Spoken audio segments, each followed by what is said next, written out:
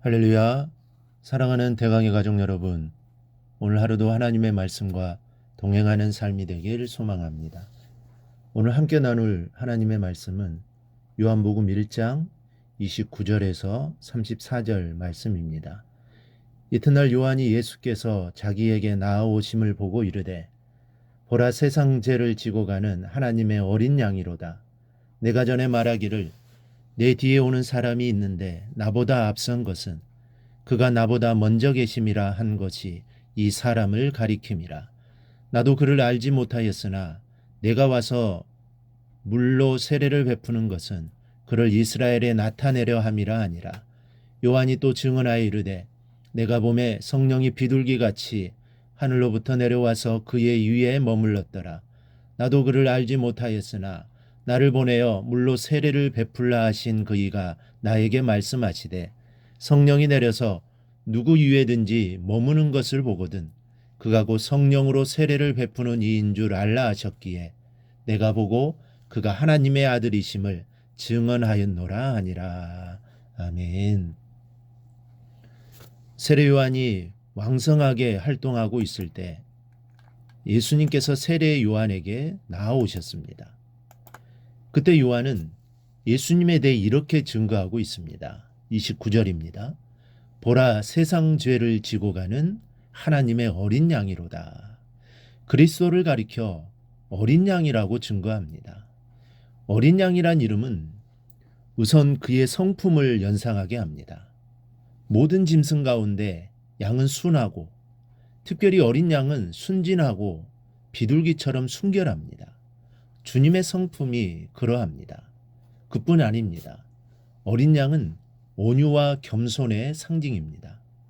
그러나 이 모든 말씀이 사실이지만 오늘 요한이 예수님을 가리켜 어린 양이라고 한 것은 여기에 있지 않습니다. 즉 주님의 성품에 대한 묘사가 아니고 주님의 그 일생에 하신 일을 생각하면서 하신 말씀입니다. 먼저 유월절 어린 양을 의미합니다. 출애굽기 12장을 보면 유월절 양에 대해 기록하고 있습니다. 이스라엘 백성이 애굽에서 400년 동안 노예 생활을 할 때 하나님 모세를 보내시고 출애굽의 역사를 시작하셨습니다. 하지만 애굽 왕 바로가 호락호락 이스라엘 백성을 보내줄 리가 없습니다. 완강하게 거부하자 10가지 재앙을 내리시는데 그중 맨 마지막 재앙이 장자가 죽는 재앙이었습니다. 이때 양을 잡아서 그 피를 문설주와 임방에 바르면 죽음의 천사가 그 집을 뛰어넘어 장자가 죽지 않았습니다. 그래서 유월절을 영어로는 패스오버라고 합니다. 즉 죽음의 재앙이 뛰어넘어갔다는 뜻입니다. 죽음이 넘어가서 구원을 얻었다는 뜻입니다. 어린 양의 피를 문설주에 발랐다는 것은 곧 믿음입니다. 하나님 말씀에 대한 온전한 믿음이 없었다면 어린 양의 피를 문설주에 바르지 않았을 것입니다. 그러나 그들은 믿음이 있었습니다. 내 죄를 대신하여 어린 양이 죽었고 그 피를 바름으로 재앙이 건너간다는 믿음이 있었습니다. 그리고 그 믿음으로 구원받은 것입니다. 바로 이 유월절의 어린 양이 세상 죄를 지고 가는 하나님의 어린 양, 예수님이십니다.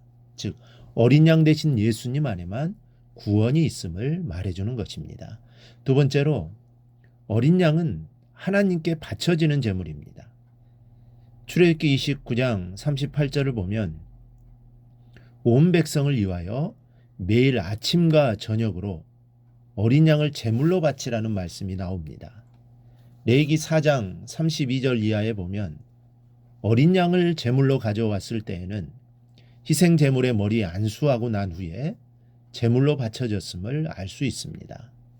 사람이 지은 죄를 양에게 전가시키고 그 양을 제물로 잡은 것입니다. 죄로 인해 그 사람이 죽어야 하는 것을 양에게 전가하여 죄인 대신에 양이 대신하여 죽는 것을 말합니다. 본문으로 돌아가 요한이 그리스도를 향해 세상 죄를 지고 가는 하나님의 어린 양이라고 증거했던 것은 바로 그리스도께서 죄인을 위해 죽으실 때 속죄물로 보았기 때문입니다. 세상 죄를 지셨다는 것은 과거와 현재는 물론 미래에 대한 모든 죄까지 담당하셨다는 말씀입니다. 그래서 하늘의 영광을 버리시고 천한 인간의 몸으로 오셨다가 어린 양의 대속물로 십자가에서 피를 흘리신 주님을 믿는 자는 구원을 얻는 것입니다. 그 믿음 하나만으로 하나님의 자녀가 되는 특권을 누리게 되는 것입니다. 그러나 세상은 주님을 거부했습니다. 그분이 구세주인 줄을 알지 못했습니다. 본문에는 나도 그를 알지 못하였으나 라는 세례 요한의 고백이 2번 반복하여 나옵니다. 세례 요한이 예수님을 알지 못했다는 것은 말이 안 되는 부분입니다. 왜냐하면 요한은 예수님과 친척이었기 때문입니다. 그렇다면 요한이 어떻게 예수님을 모를 수 있었을까요? 원어를 통해서 그 이유를 살펴볼 수 있습니다. 나도라고 말은 헬라어 카고라는 말인데 나 역시도라는 뜻입니다. 또 알지 못하였다 해서 이 알다는 2가지 단어가 있습니다. 하나는 기노스코라는 말로 경험에 의해서 아는 것을 말합니다.